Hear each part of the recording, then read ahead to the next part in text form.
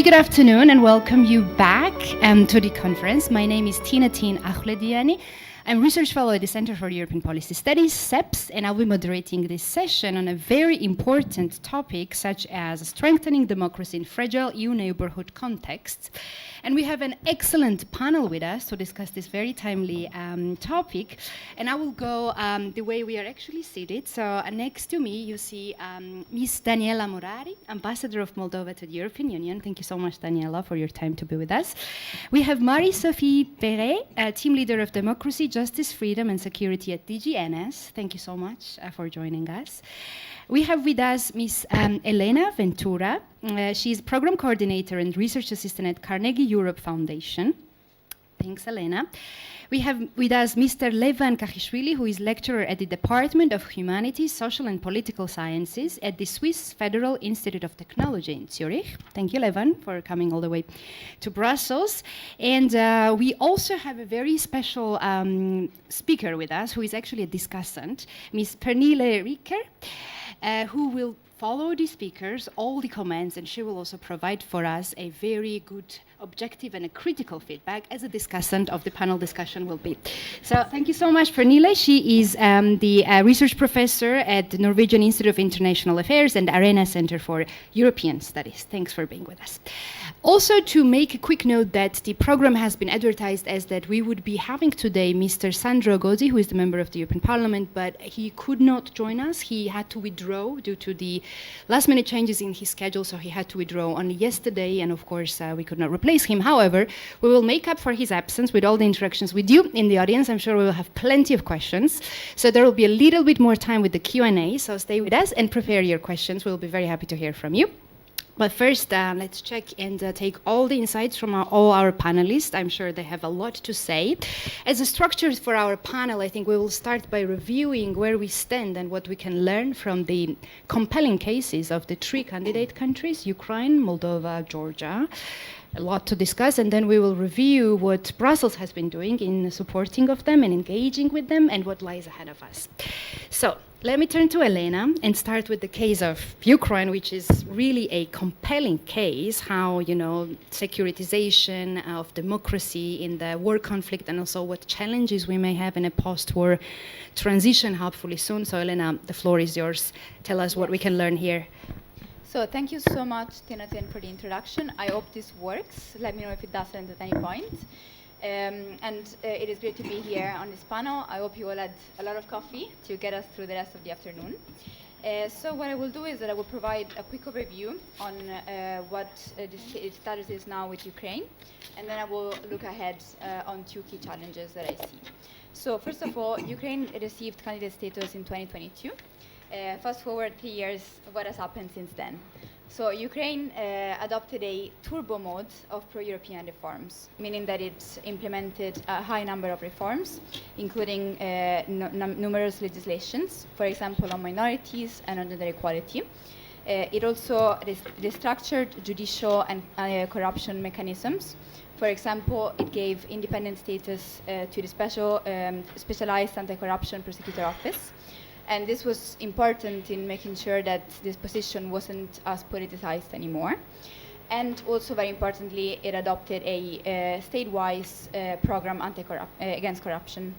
And corruption, as we've seen also on these three improvements, is a key point for Ukraine, insofar as it was identified by experts and the Commission alike as one of the key issues really preventing Ukraine from improving on democratic reforms.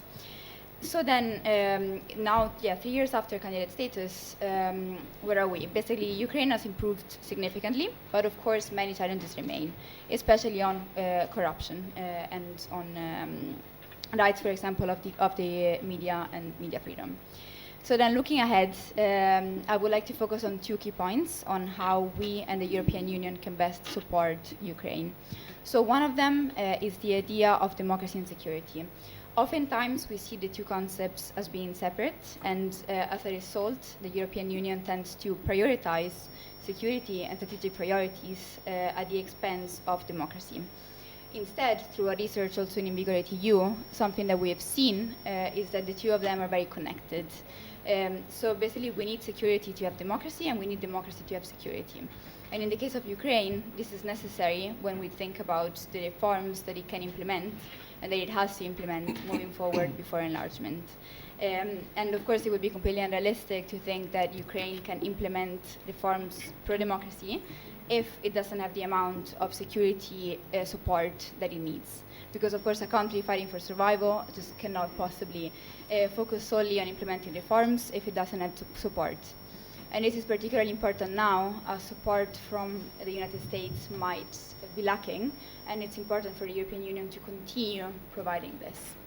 Then a second thematic that I find very interesting, and that really looks at reconstruction in Ukraine.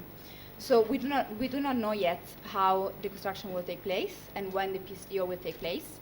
But what we can already see is that the role of veterans will be really important.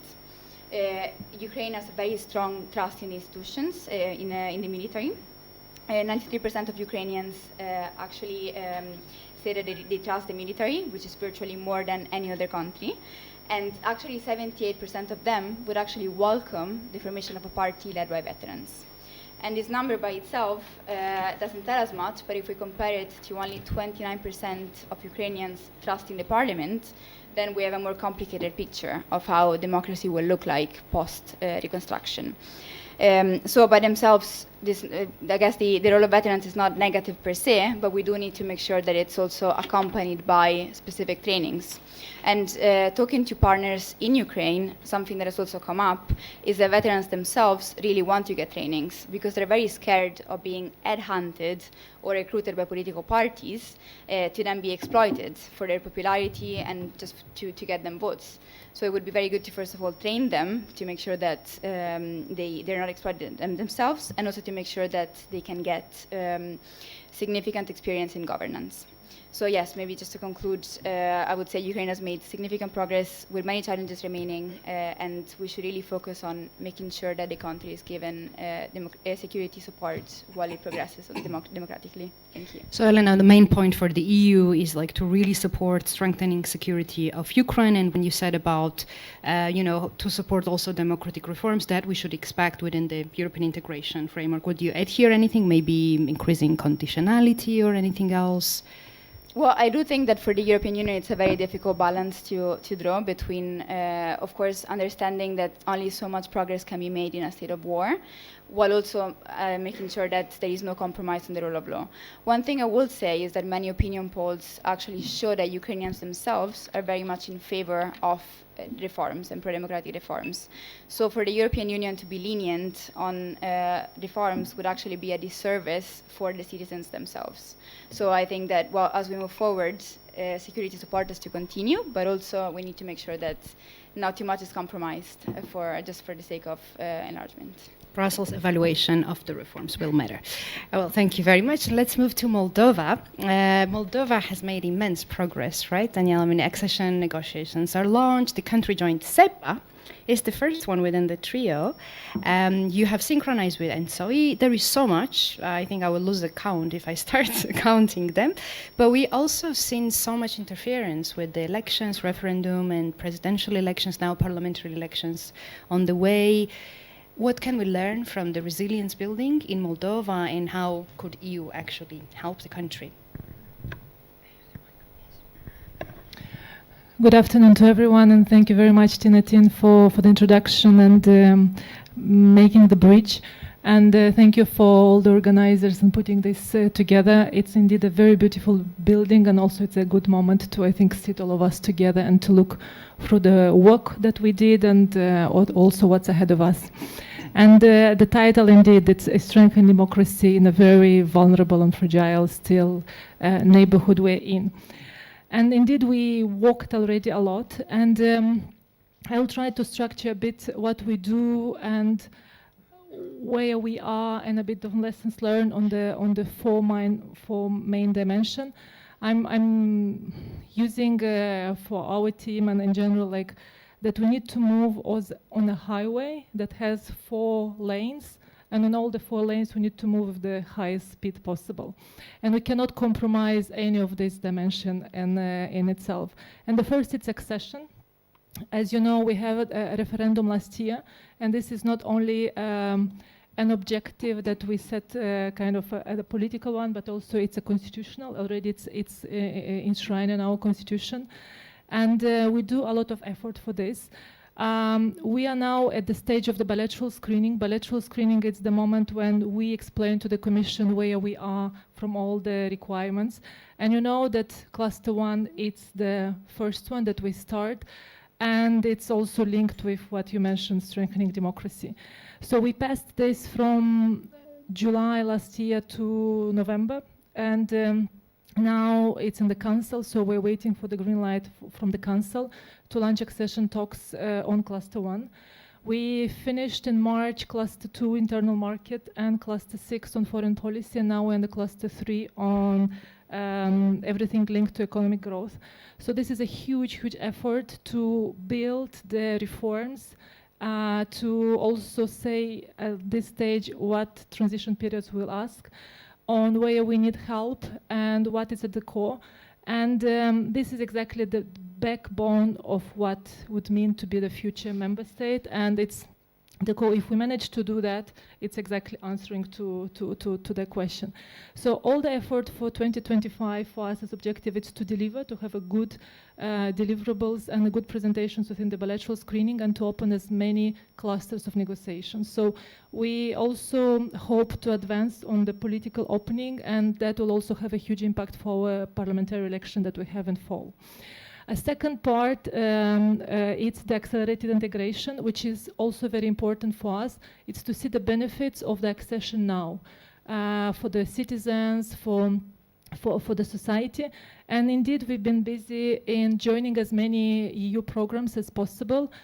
We're also a bit lost in the counting, but our counting is 17 now, programs that we joined in all the possible areas like customs, fiscalis, Digital Europe, EU for Health, Connecting European Facility, EASY, like all these which have a direct impact. We indeed received a decision on SEPA. Daniela, fully fledged members, observers, or these are agencies, I know, or the programs? Depending, like for example, Connecting European Facility, it's a member. The Civil Protection mechanism, it's a full member. And we are now learning and pushing all the line institutions to apply, all the actors.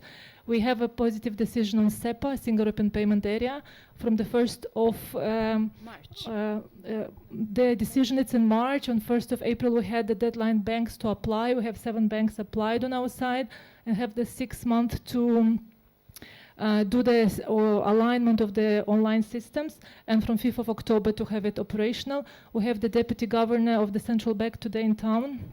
In parallel, he is meeting EPC, European Payment Council, so even we're trying to speed it up that. And another objective for us is the full roaming. We very significantly notify Commission on the 9th of May, on Europe Day, that we did all the legislation for the roaming and telecommunications. So now we are hoping that all this is well assessed and it's a good one. So it will allow us to have a positive decision for the roaming.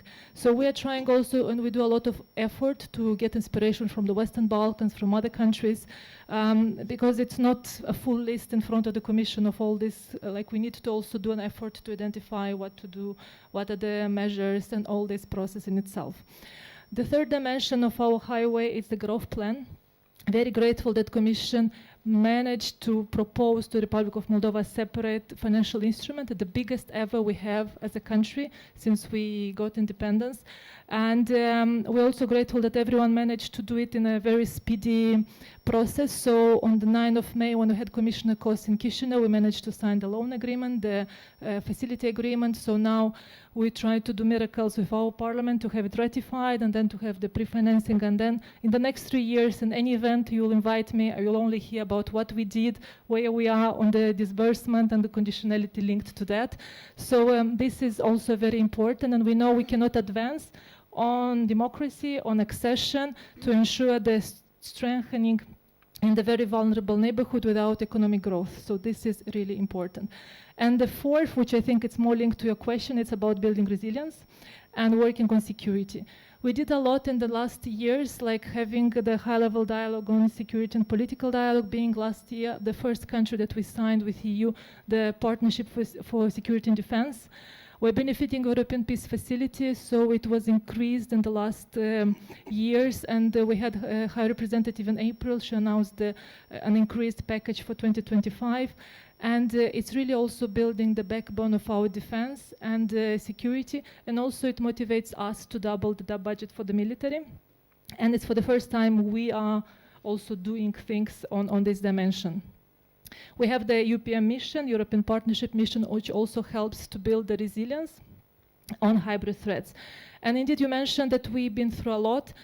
I think we'll need a separate event just to go through everything we've been through. We had paid protest, we had cyber attacks. On the first round of our presidential elections, we had 100,000 cyber attacks in one day on the Central Electoral Committee website. Illegal cash. Fake bomb alerts, we have around 1,000 fake bomb alerts per year. Disinfo, deep fakes, the number increased tremendously also for the upcoming of last year presidential elections. Even kinetic acts,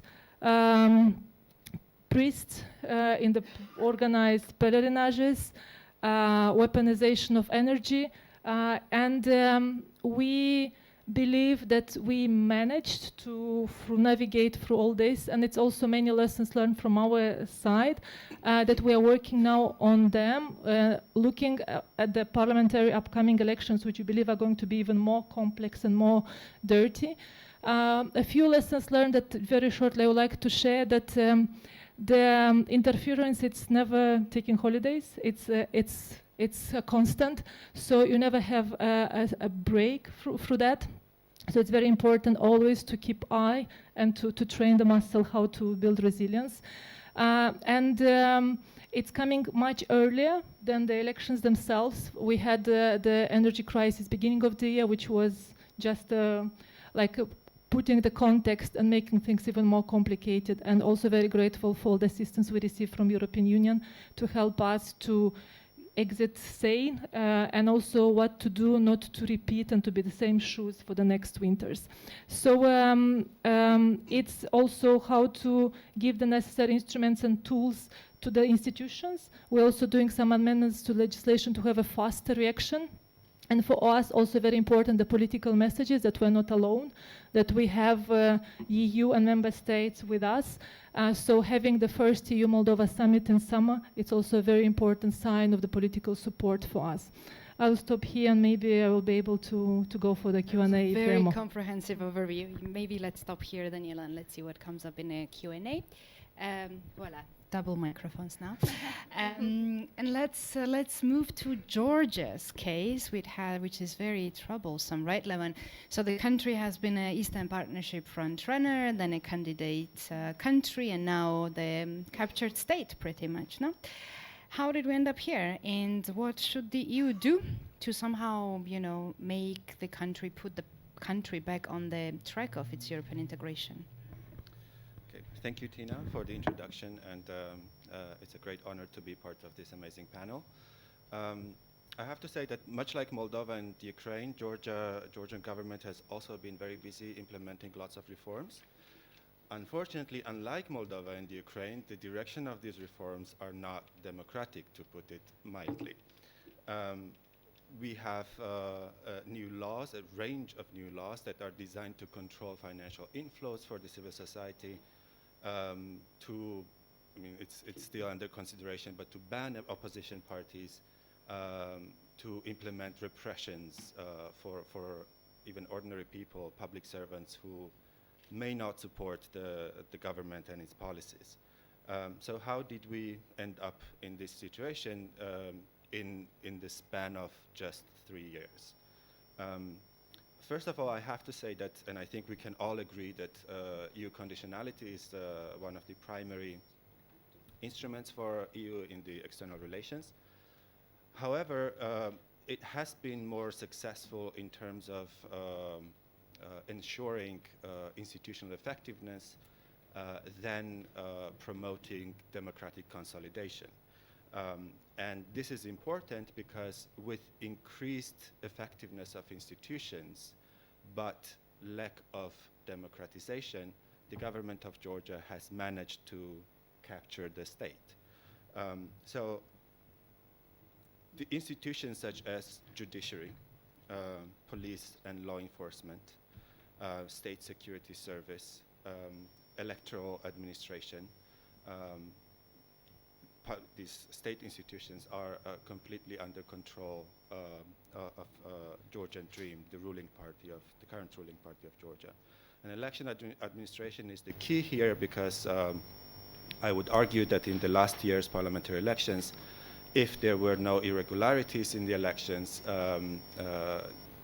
Georgian Dream would not be in power, and most likely the opposition would be able to form a coalition government.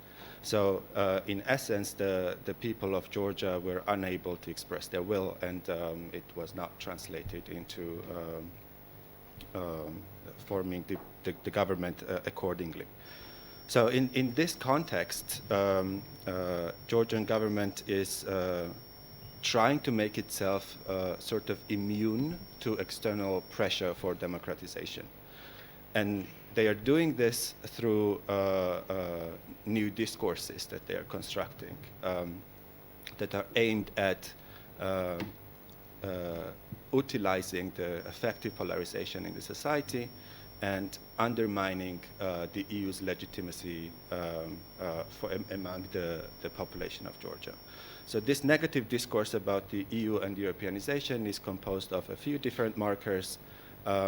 It started out with the idea that a conspiracy theory that there is a global war party that is trying to drag Georgia into a war against Russia.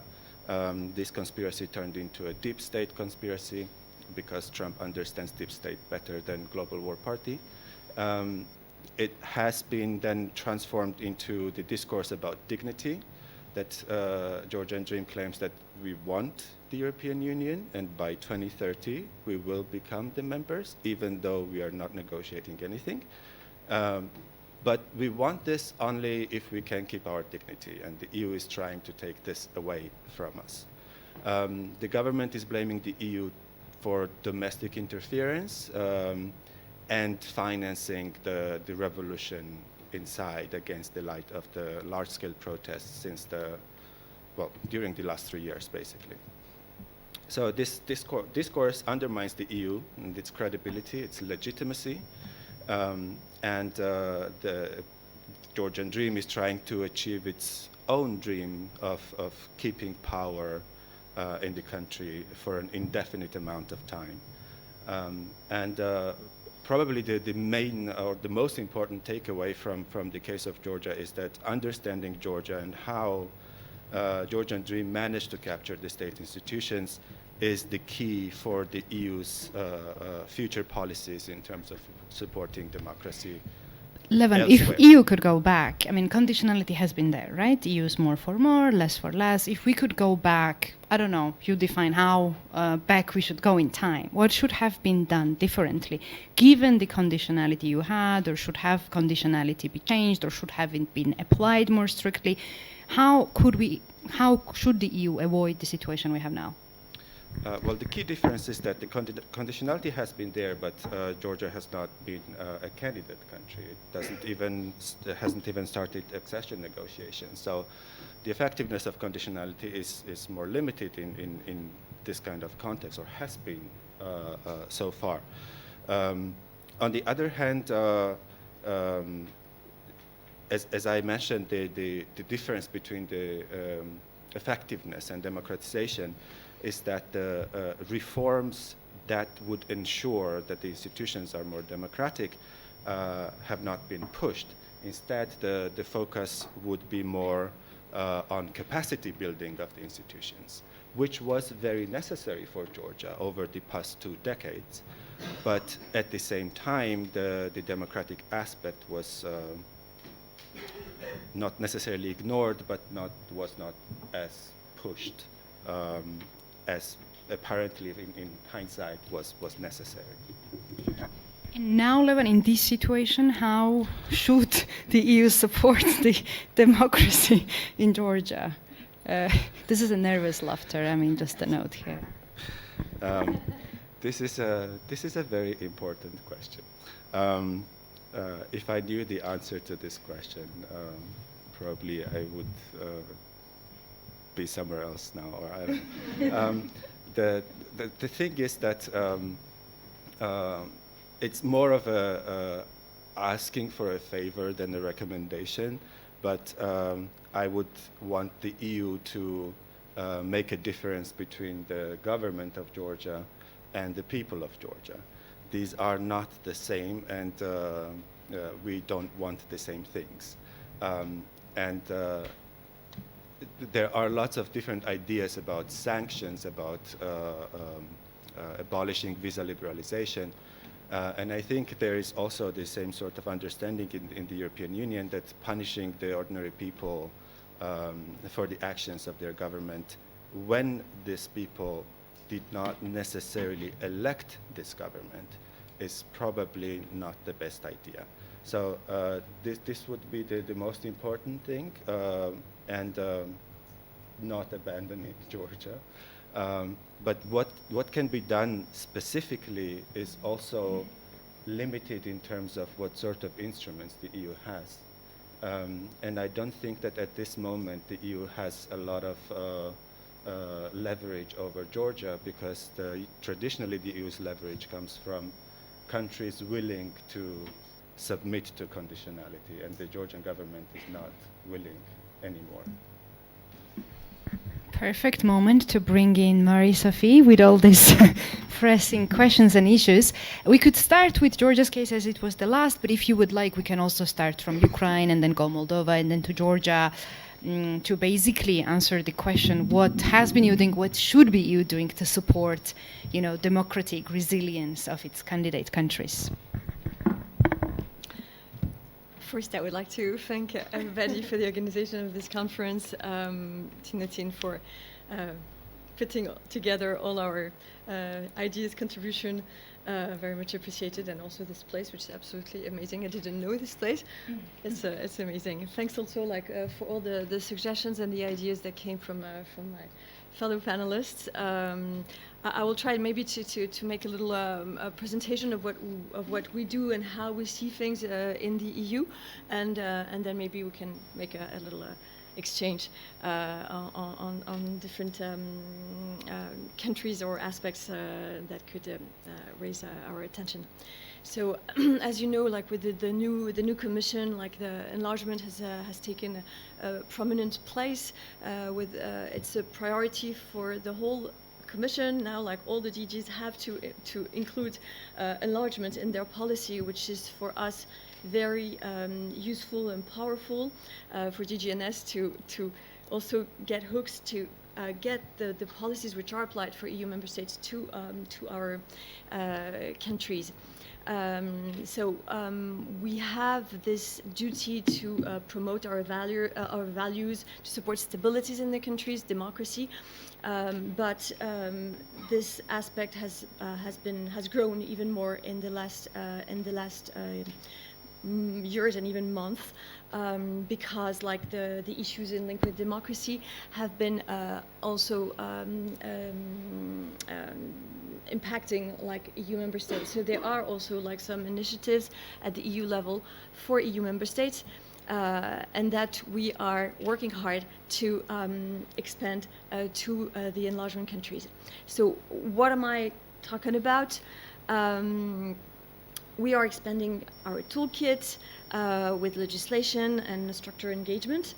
There are recent initiatives, from a few years ago, like the European Democracy Action Plan and the Defense of Democracy package, which goes towards stronger electoral transparency, media freedom, civic participation as well, which has also an importance, in the comments that my partners mentioned. Even more recent legislation, we have the regulation for transparency and targeting of political advertising, the Digital Service Act, which has its importance on the level of media freedom, and also ownership of media, the Anti-SLAPP directive that I took care of, like when I was in DG Just, so I have a special love for that one, the European Media Freedom Act, which give us like. Oh yeah, sorry, like maybe. I thought I was closer enough, but it seems not. Which gives us like clearer reference points, but also hooks to be able to push some of those elements for our enlargement countries. Of course, like we still like apply like all the references that we have applied for years of the international standards and the international organization, the Venice Commission, the OSCE, ODIHR, Greco, the OECD, Sigma, all that kind of things. But there are those new elements which are being taken into account by the EU to develop like our toolkit towards democracy. However, there are some challenges in democracy in the enlargement countries. So as you know, like since 2020, we have this revised methodology where we incorporated into the negotiations this specific thematic of the functioning of democratic institutions. And with the requirement to produce a roadmap. So like all the enlargement countries have to produce a roadmap to see how they're going to reach like the goals that we set as the democratic values, democratic goals, like in the EU framework. The progress on this roadmap is part of the regular monitoring in the accession process. And also the political monitoring when we do intergovernmental conferences, something that we check and report upon. Of course, there is no one and only EU model of democracy, but we have those principles which are pluralism, transparency, accountability, legal certainty. And we try to focus not on only setting up institutions, but also trying to have their practical functioning be in line with the public interest. So with the international situation recently, of course, the place of elections, of financing of political parties, and the role of media in the election campaign has taken more and more prominent place. Of course, disinformation, foreign information manipulation and interference are also at the core of our interest, hybrid threats, as they fuel polarization and they distort the conduct of the elections, but also the results, as we've already seen. We have had several references about this, in what we've just heard. Of course, we have more traditionally all the elements of state capture, high-level corruption, undue influence of oligarchs, organized crime. But this is more the traditional approach that we've been putting in place since quite a long time, which are still pertinent, but on which we're trying to add some new elements to answer. When should we expect these new elements, or what these new elements would be? It's being presently, so part of it is already in place, but all this we have what we called the European Democracy Shield, which is being discussed within the EU, and which should come out quite soon before summer. But I'm coming to that precisely. So yeah, and this will be a good, I think, an interesting tool. Maybe I'm going to make a brief, some brief element on the challenges. We have just 2 minutes left for this slot, so okay. Selectively. Yeah. So briefly, challenges: parliaments with problems of transparency, pluralism, legislative scrutiny, civil society I already mentioned, elections like we already know, FIMI, and yeah, and so the last thing, linking democracy and security, this is very important. The EU is taking, has a conscience of this, and I think that the best example is that my team is called Security and Democracy, so I think that the link is made, and the work that we're doing is precisely this, because of course, like we're seeing how much now, like all those things are intertwined, and as I was just mentioning, yeah, there is this European democracy shield, which is like the sort of big toolbox that like the EU is putting in place to reinforce democracy for EU member states, but also that we are pushing to have our enlargement countries be included. And I have a call here.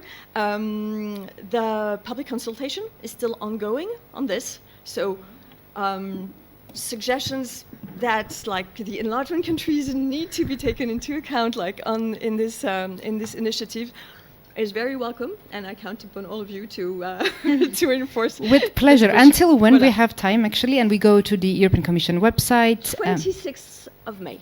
26th So of May. Still a bit of time. Plenty of time. And yeah, like if you The European Commission's website, sure. voilà. Good for us researchers.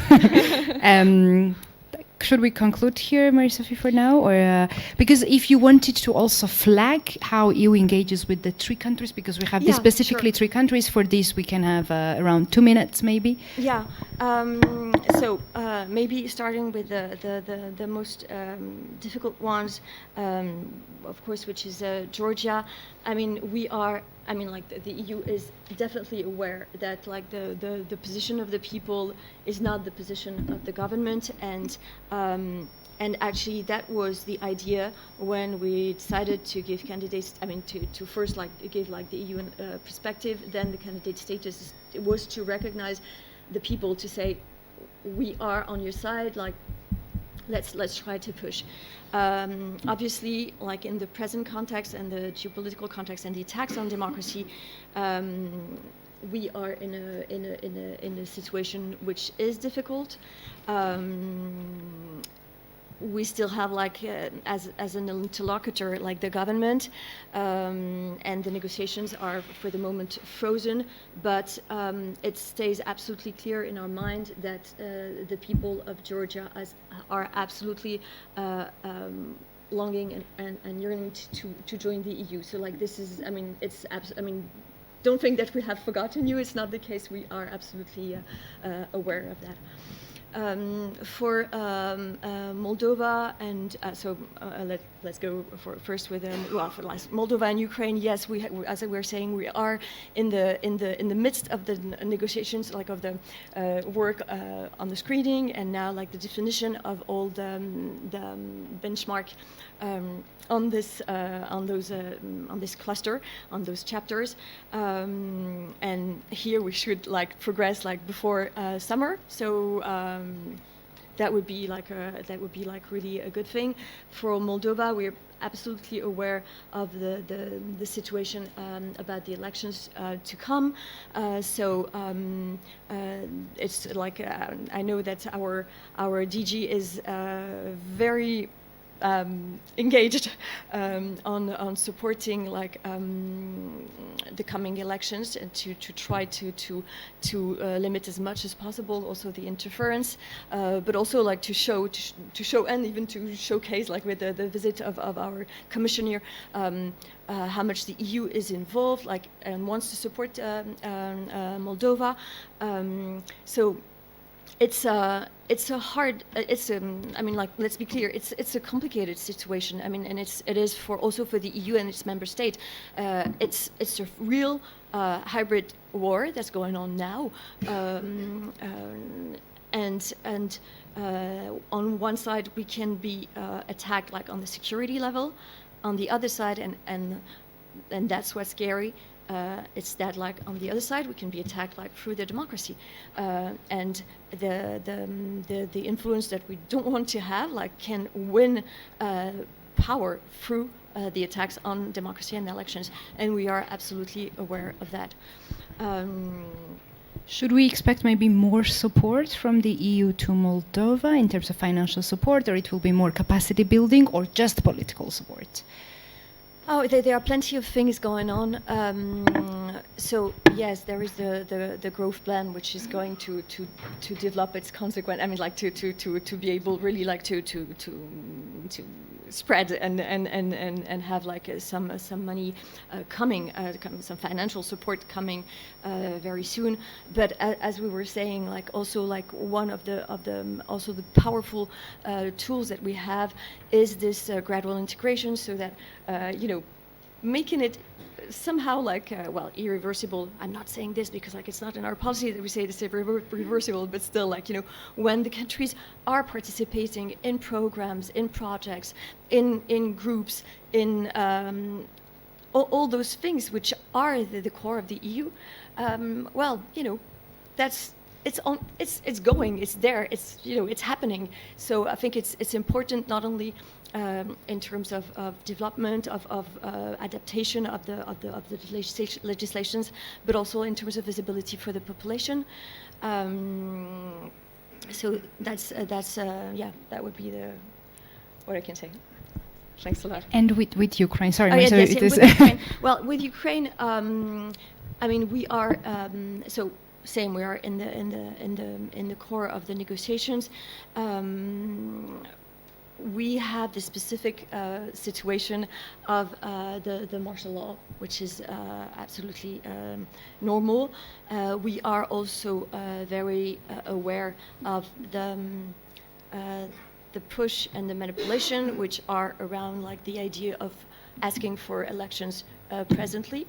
So like, yeah, we have it in mind, and this is clear that there is the idea is to be able to put in place elections which could be manipulated. I mean, let's be clear. So yes, there is all this work on the alignment, on the cluster, on the fundamental cluster, and on democracy presently in the negotiations. But like, yeah, for the moment, like the more concrete things are a bit delayed because of the martial law. But yeah, there is the core of the monitoring is there. Thank you so much. This is very insightful. And with all these insights, Pernilla, I'm turning to you. There is so much discussed. Yeah, we're just very eager to hear your feedback. Okay, thank you so much, and thank you for a very interesting presentation of all of you. I think this panel has raised an essential question. Can the EU still effectively promote democracy in its fragile neighbourhood at a time when security, geopolitics and strategic competition increasingly dominate the agenda? And I'll briefly reflect on some of the key points before raising a few broader questions for discussion. Elena, you highlighted the kind of the growing securitization of democracy and the idea that democratic resilience must be part of our security thinking. And I fully agree with that. You used the case of Ukraine, and it is actually quite amazing to see that Ukraine has done this kind of progress on anti-corruption and other things in the midst of a war. Still, of course, a full focus on democracy promotion will be kind of the key once the war is ended, of course. But as a general argument, I fully agree with you. I think one of the main threats that we are faced with is democratic backsliding and the rise of authoritarianism and nationalism. And this is not only a threat in the candidate states. This is also a key threat in the member states, and now we see it's unfolding also in our ally, the United States. So this means that this can happen anywhere. But it also raises a dilemma: how can democracy be integrated into security frameworks without being reduced to a geopolitical tool? And can this be done in ways that build inclusive legitimacy rather than just hardening societal divides? I do not have the answers here, of course, and we are struggling with exact same question in our sister project, We Engage, and we're doing field work right now, so hopefully we'll be able to provide some answers when we have finalized the field work, but these are very difficult questions, but very important ones. Ambassador Moradi, your case of Moldova is in some ways more optimistic, but it's still very complex. You mentioned the growth plan and the accelerated integration are promising, but they also bring risks. So do you also see that this may come at a cost of democratic depth? A common critique of the growth plan is that it is economically pragmatic, but perhaps politically insufficient. That it is a strategy that may help stabilize the region economically in the short term, but without tackling maybe the root causes of political stagnation and corruption, Euroscepticism, and so on. And then a key challenge ahead is, of course, ensuring electoral resilience, especially with the parliamentary elections coming up and the experience that you have had with Russian interference in your previous elections. So I would like to hear maybe from you also a little bit how the rest of Europe maybe could learn from Moldova, because Moldova has really kind of been one of the cases that really experienced this kind of interference. And I think that in this case it's something that the rest of Europe can learn from you. And then to Levan, your analysis of Georgia is really sobering in many ways. You show how EU conditionality has improved institutional efficiency, but without safeguarding democratic quality. In fact, effective polarization is now being kind of used to turn public opinion against the EU. And this raises fundamental questions for the EU. Has it focused too much on formal institutions and too little on building political culture, strengthening societal cohesion and democratic trust? And the key question is, of course, how can this be done? And this is very difficult. You had you had that question, and it's very difficult to answer. Is it even possible? I mean, would it be better? But one could maybe ask, would it be better to use more resources on civil society, support for civil society, etc. And when I listen to you, Marie-Sophie, it seems like the EU is now changing, using more kind of, introducing more instruments of that kind, which I think is good, because it's not only in Georgia that we see this tendency, we also see it in Serbia, other countries. So I think that will be interesting. And you mentioned some of these new instruments that maybe kind of will focus more on building a political culture, but the question is if this is enough. And maybe, I don't know if you can reflect on that, are these instruments so new that they are not kind of, the impact of them are yet to be seen, or do we kind of need to do more of this type of instruments? What we have seen when we have looked at, in our project, at the budget and what the EU uses their resources on up until now, at least, it has been mainly, at least what we have found, on the kind of more formal institutions. So at least in terms of resources, kind of the amount that is used of funding, more on the judicial. Maybe we have overlooked something, but this is at least what we have found so far. Yeah, so it would be good to hear a little bit more about that. Of course, the link between security and democracy is crucial, but it is also a challenge that stability, kind of, that you over-focus on stability, and that the democracy is, and this is of course a concern now then for the EU, that now security is kind of the one thing everybody talks about. And do we have do we go into the risk of kind of focusing too much on the security for resilience for the EU and less on the kind of democracy, the real democracy building in our neighborhood? Okay, so stepping back, so has the EU's democracy promotion become too geopolitical? Can the EU still act as a normative power in the neighborhood marked by war, disinformation, and democratic erosion? And how can the EU support democracy in countries where ruling elites benefit from EU engagement while undermining democratic norms? Okay, I think that was all from me. Thanks. Thank you so much, Fernil. This is great, and I hope that our panelists also appreciate this great feedback. And I'm turning to you before we open up for the Q&A, whether you would like to comment on Fernil's very good questions and comments. If any of you would like to. There is a specific questions to Moldova, for instance. Daniela, maybe we start with you, and then the others, I think. Thank you. It's very rare when we receive also an assessment and evaluation, and it's good also to have the results of this and to reflect back. About the risks and the costs, like living in our neighborhood, you are living with the constant risk and like a fear. So it's also what, like me personally, I'm working for European integration for many years. But what changed when we applied a few days after the Ukrainian invasion, getting also inspired by the Ukrainian application. And it was really that what made clear for us inside the country, but also what we wanted for all of you in all the capitals and here in Brussels to understand that we as a country don't have any other option than this one.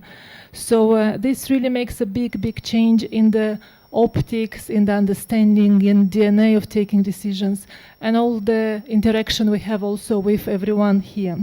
So there are many uncertainty, and indeed also the title, it's about fragile. But we have a lot of this will that we need in a way to follow. And about the growth plan risks, like we learned from the Western Balkans growth plan also, the path and how it was put together. We really needed an instrument to help us to generate growth. It's not only about what you mentioned, that it's economic stagnation, but we have also the additional to that, the having a war next door. Investors are not coming. Even we believe we have very good wine and we go to all the business forums, still investors are not coming. So we need some little support to help us to keep afloat a few economic sectors, and with some support, some economic sectors again to help us to generate this growth. Because we know we cannot be resilient enough in front of all the Russian illegal cash if we're not economically good. We cannot be resilient in security point of view if not economically good. We cannot be good in democracy and having integral judges and prosecutors if we're not also delivering on. So we believe will have a huge kind of contribution. The reform agenda, like we have a reform agenda was approved last week by the government, and it was, I think we had 11 versions of the reform agenda. Can you imagine what a huge effort of coordination of all the ministries? Because everyone would like to have a share from the growth plan.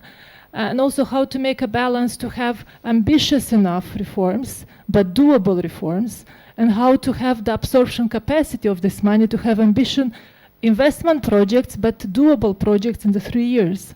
And we know for big infrastructure projects, 3 years is very little. To have the pre-feasibility, feasibility, terms of reference, procurement, all this, it takes time. So it's a lot of responsibility. We have the Ministry of Finance today in town. I'm coming in the morning from DG ECFIN, where we're also discussing this, the loan part, how much we're also taking the debt, coordination of IMF. It's very complex and it has many kind of elements. But we need to start somewhere from this vicious circle to ensure the reforms and some results that the society is waiting, like roads and schools and bridges. So we have high hopes that this will help. We never had such a huge instrument. Of course, based on that will depend also what we manage to do for the future pre-accession funds or future MFF. We understand this interlinkage, but we need in a way to start somewhere. And about other member states to learn, we believe we have a lot to share. This way we're also active into the Democracy Shield. Also some from our colleagues from the capital been invited to the Democracy Shield. We also before our referendum and elections, we also, like one part was to really bring awareness to all of you for what is going on and for what could happen. This is why we had very strong language parliament resolution in the parliament in autumn last year. We had strong language in the council conclusion. we are, I think, the only country in the world asking for sanctions for own citizens, destabilizing democratic processes and the oligarchs. A lot, it's unfortunate for what we've been worried and singling it materialized, but still we also took some time to do the lessons learned because it was even more complex from what we expected. And also, we believe through everything that we've been going through, and we were aware it's going to happen, even it happened more, it could be an preparation or awareness for some member states. We also kind of very much follow the elections in Romania, which will have a huge impact on the Republic of Moldova. But like from our lessons learned, as I said, interference is a continuum, and we kind of have a high awareness on that. It's how important to act early and very decisively, and about vote buying, it's one of the important elements into that. To follow the money, to continue to do the work on strengthening our justice system, and to have all the tools to react and to have an integral and independent justice and prosecution. To act also on both on supply and demand, to win the narrative, which we are also struggling on that, and to build the resilience of all the citizens and the institutions. These are few which we're trying in different acts also to work with the partners, with member states, with EU, and I think we're also very good in being piloted in very many forms. We just activated the hybrid rapid response teams, this instrument at EU level, which also comes to see what we can do better, also to build on the resilience for the hybrid dimension. I will stop here. Thank you so much, Daniela. You can keep this microphone. If the other panelists don't mind, I suggest we open for the Q&A because it's a long discussion already. So questions in the room, please raise your hands, introduce yourselves. Yeah, I see one question over here to gentlemen.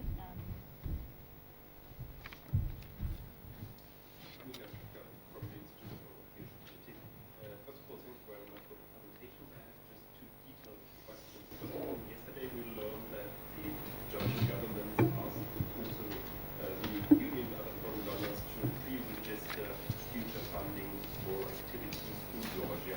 There would be interested whether there are any plans on how the European Union will deal with that. I guess, or at least as I understood, the EU and probably all the member states don't comply with that rule. I guess that the only chance is a kind of Belarus scenario where you still work with the diaspora abroad, or are there any other solutions? My second question is also rather detailed. There was also the Defense of Democracy package, I think was published in 2023, and it would include these proposal for regulation on the transparency of interest representation on behalf of third states, which on the one hand the European Commission argues that it's a legitimate interest of the citizens to know if third countries do any lobbying within the European Union. On the other hand side, EU civil society has adopted Ursula von der Leyen's foreign leaking law, and it actually requires every NGO getting foreign funding to register with the European Commission. And there I would be interested in one hand the view of the DGUs, and I would also be interested in how this legislation or proposal for a EU directive is discussed abroad, and whether you think that underneath the credibility of European democracy and therefore also the soft power of the European Union. Thank you. Thanks a lot. Another question. I see two ladies over here. If microphone can move there. Yes. The fifth row. The lady. Thank you for the interesting discussion. Panagiotta Manoli from the sister project GeoPowerEU.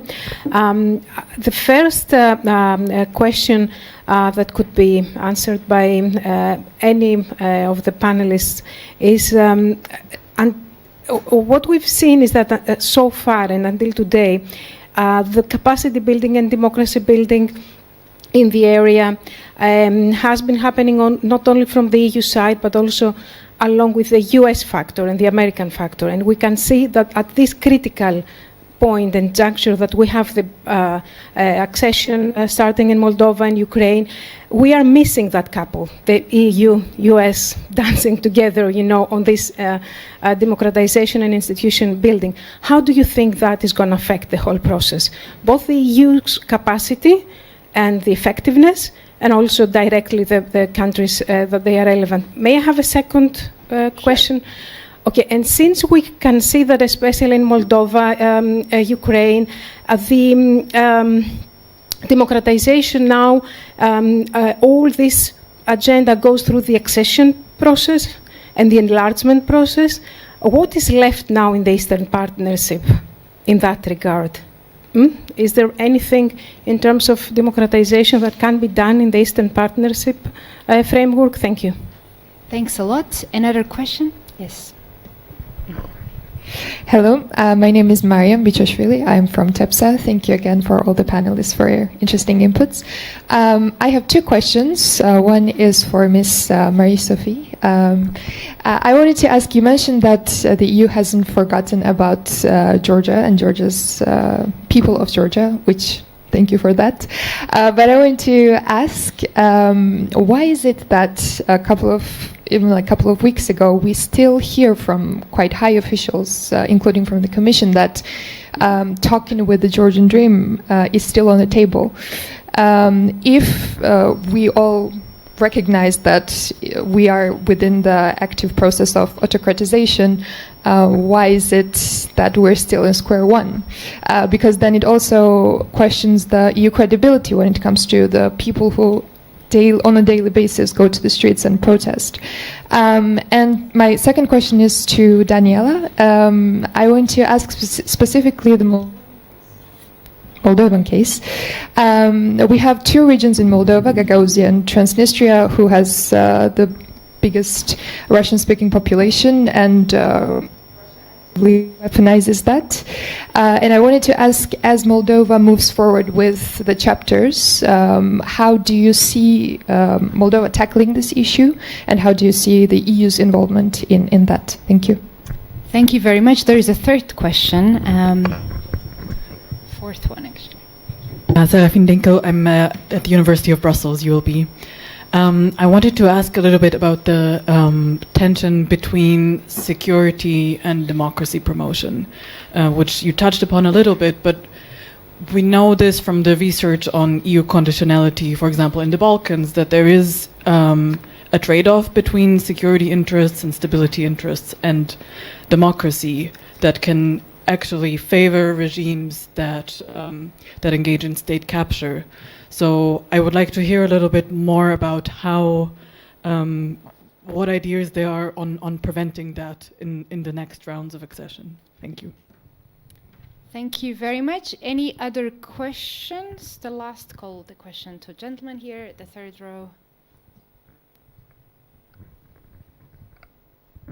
Thank you. Tade Toulouse from GGI. Since there have been a few provocative questions, I'm taking a chance to add a last one.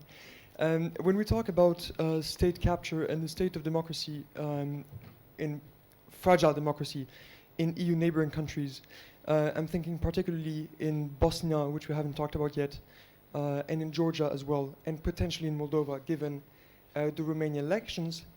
Obviously, the elephant in the room can be, for example, the role of Hungary, which is, I mean, recently I think it was revealed that Hungary had prepared a special police evacuation force for the leader of the Serbian Republic of Bosnia in case he was indicted for secession.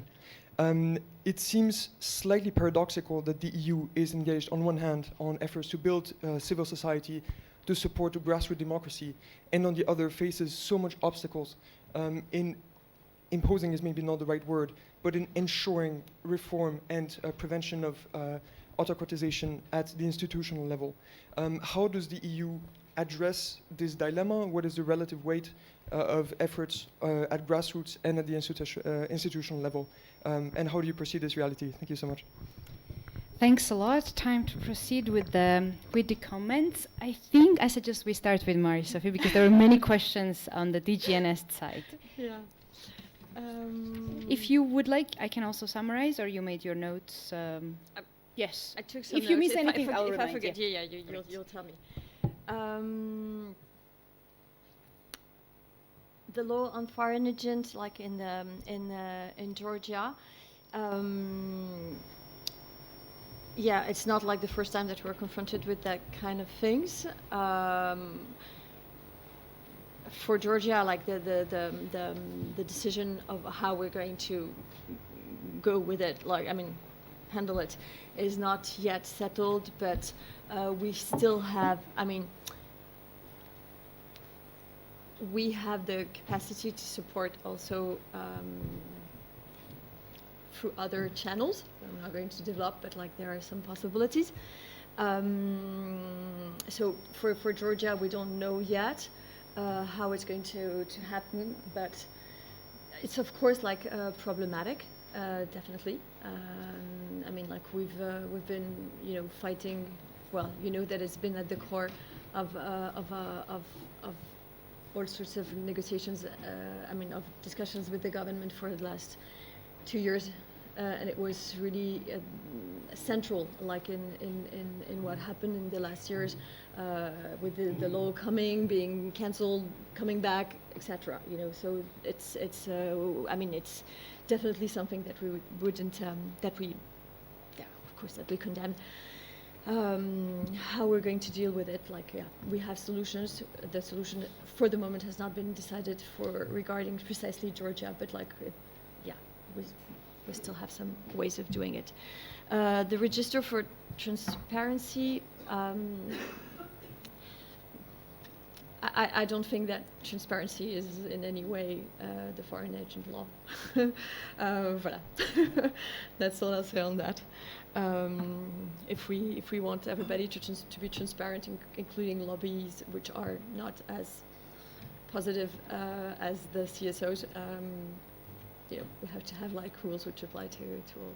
So I don't think it's this register of transparency is, I guess, like something which is, on the contrary, is considered as, you know, an improvement of our of the democratic system of the EU, how the decisions are taken, who is, you know, trying to lobby or influence, and who gets money for what. Yeah, I know there's been like a lot of questions of manipulation around that. I mean, like not manipulation, maybe like trying to pressure so that like some CSOs don't get like I mean. Yeah, that we limit, like that their influence be limited, but actually, I think we can go around that. Like it's, I think it's more, the more transparent we are, and the easier we can defend also what we do. So, voilà.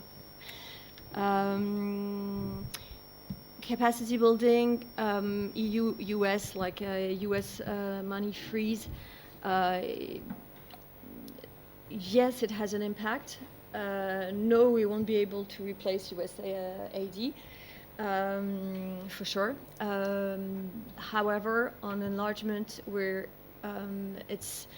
trying to safeguard most of our financing for specifically the enlargement countries, because also the enlargement countries in the present context are also being seen as our as the protection of our continent, of our unified continent. So like it has, enlargement is enlargement as it used to be, but it has also like this new dimension since 2022 of having a geopolitical effect of trying to reunify our continent, to have to ensure protection of all the countries of the continent, like having a reunification impact. So like it's more than just you know, oh, we have less money, oh, what are we going to do? Like here it's considered as being a priority, and that's why also like von der Leyen put it as a priority for her own the new mandate, because it's more than enlargement, it's also ensuring the security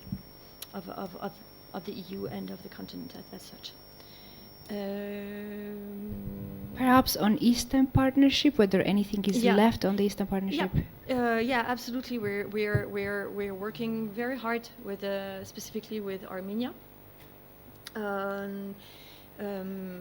There's also a growth plan coming for Armenia, And for democracy, yes, it's also it's not like put aside. So no, it carries on. Maybe it has less visibility because we talk more and more about like enlargement, and that for the Eastern Partnership, like in terms of democracy, more or less we're left with Armenia. But yeah, no, it carries on. Like maybe it doesn't have as much visibility, and maybe it's better, knowing the present context, that we don't advertise so much what is going on with Armenia. Armenia is in a difficult, in a situation which is unstable. Which is difficult, even more than the others. So yeah, that it's also, I think, like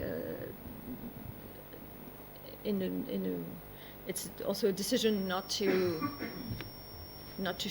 showcase too much, like what the work which is being done with them.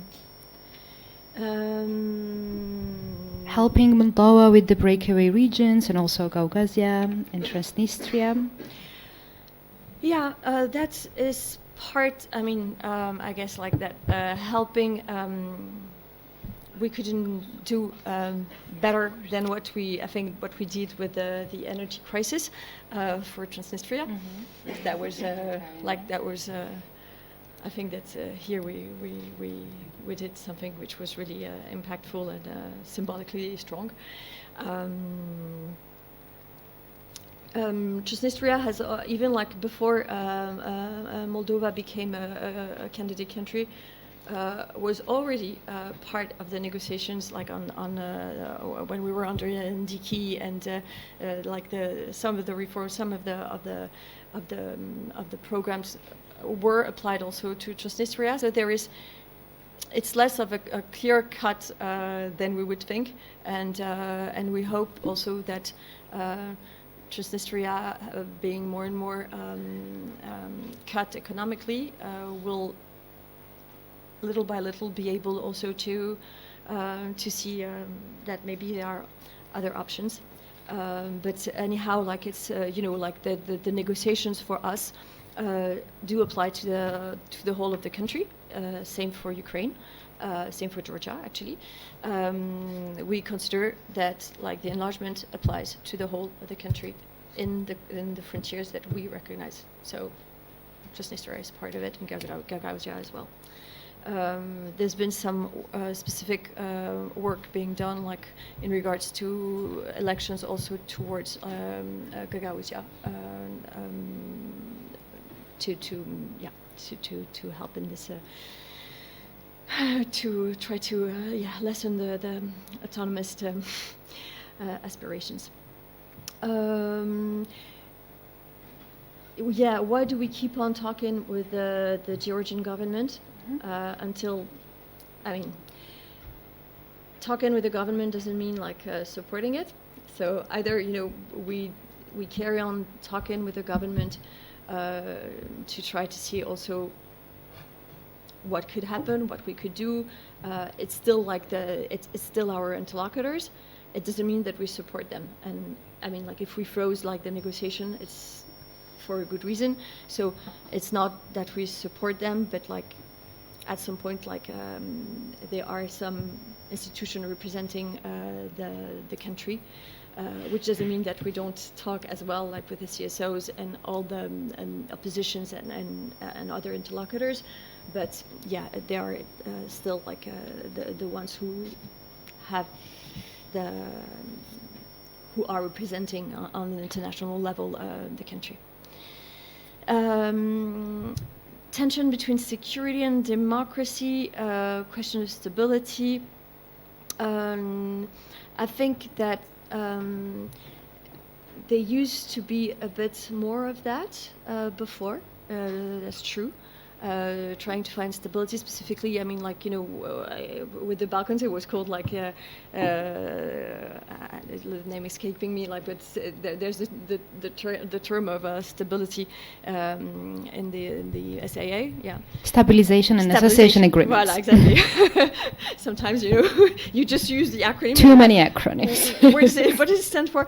But yeah, I think that like the present international situation makes us also see things a bit in a different way, and the tension, the geopolitical tension, and the place where the countries position themselves make us also evolve on this. I guess that you had like probably Serbia in mind. I think that you've probably seen that like our position has also like evolved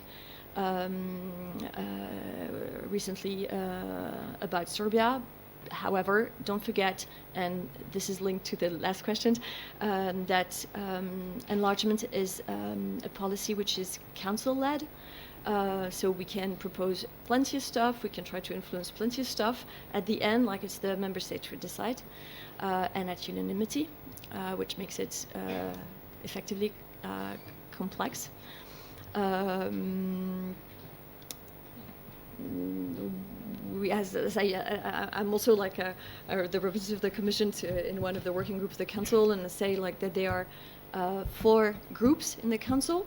The ones, I mean, it's not as square as that, but like just to give you like the general picture, the ones who support more like the trio, or at least like Ukraine, Moldova, let's say more. Or, yeah, well, Georgia, but you understand me. Which are the northern ones, the Baltics, Poland. You have the ones who support more the Balkans, which I would call like in a funny way the Habsburgs, so like all the ones who used to be in the Austro-Hungarian Empire, even though like Hungary is not really part of those, but like, okay, they are more the ones who are focused on the Balkans. The ones who support like the procedure, so France, Germany, Italy, Netherlands, Denmark, and the ones who don't really care apart for their bilateral issues. I think you will be able to identify those ones. It's problematic. Plenty of people are pushing to go to QMV. But for this, like, we need to revise the treaties, and we need unanimity to revise the treaty. So, like, it's as we say in French, the snake is biting its own tail. But Marie-Sophie, actually, the treaty does not really say that we have to have unanimity for every step for the enlargement, does it? Like, it's a tradition rather than a. Yeah. So, like, we're trying to play a bit on that. Also, like to as the Commission, to limit the number of voting moments. Mm-hmm. Notably, you know, like all those opening benchmark. So, like, some are mandatory, like in the text that we have adapted since then. So, like, it's not in the treaty, but like some of them are mandatory. So, like, we have to keep them. But like, we're trying to limit as much as possible, like those votes of unanimity, which only triggers like more. Like, I do not agree because. So that's part of it, and yeah, there are some reflection also to try to keep the dynamic and not be taken hostage of those either bilateral or political pressure, including from Hungary, but it might also come from others. And you might, hear from this soon. Thank you very much. I know Daniela wanted to react to some of the comments, right? Thank you. I just would like to take, I think, 3 elements of some questions regarding the specific questions on the Transnistrian region and the autonomous region of Gagauzia. There are very different contexts and different instruments and tools that have been in a way used. First, on the Transnistrian region, I'd like to make reference to the High Representative, like the Kaja Kallas and also the previous one, Borrell, that mentioned, and the strong support that Our accession has no kind of the settlement of Transnistrian conflict. It's not linked or has no precondition for our accession, and this is a very important element. All of you to take in consideration, and also everything we do on our accession path, it has a contribution to the reintegration of the country. We have already good precedent on the deep and comprehensive free trade area that allowed Moldovan, like Transnistrian companies to register under the Moldovan authorities, and this allowed, I think, 60 to 70% of the trade of the region goes into European Union, and indirectly it means the legal harmonization of different EU standards. And also it kept the region constructive in the last years, and especially since the war against Ukraine started. Also, as Marie-Sophie mentioned, the energy crisis and also the EU help and assistance that also was extended to the Transnistrian region, and the conditionality that were linked to that also made an important step where, like, in order the current formula to work, the Transnistrian region released, like, it was 4 conditions to release the political detainees, to dismantle the migration posts that were created illegally during the pandemic, to give back the school of the Moldovan language school in Ribnica, and also to allow the National Moldova 1, the national TV channel, to be broadcasted in the region. And this is a very important element. We didn't have the Moldovan channel to be broadcasted like since 30 years. So it's like important elements for us, but still it's very complex, and also the having the EU with us in all these developments and discussions is very important. It was a question on the US. I wanted to mention that we very much affected by US freezing the assistance, and it's not only civil society and media. We had a huge package on energy for the high voltage lines with Romania, battery storage for the renewables, and 2 cogeneration in the middle of the country. Also for vetting for the prosecutors, and important assistance for the law enforcement, and also on security. So like, for example, we had supposed to have the important teams on cyber in the beginning of the year, which were cancelled. This is why we also activated the hybrid rapid response teams at EU level.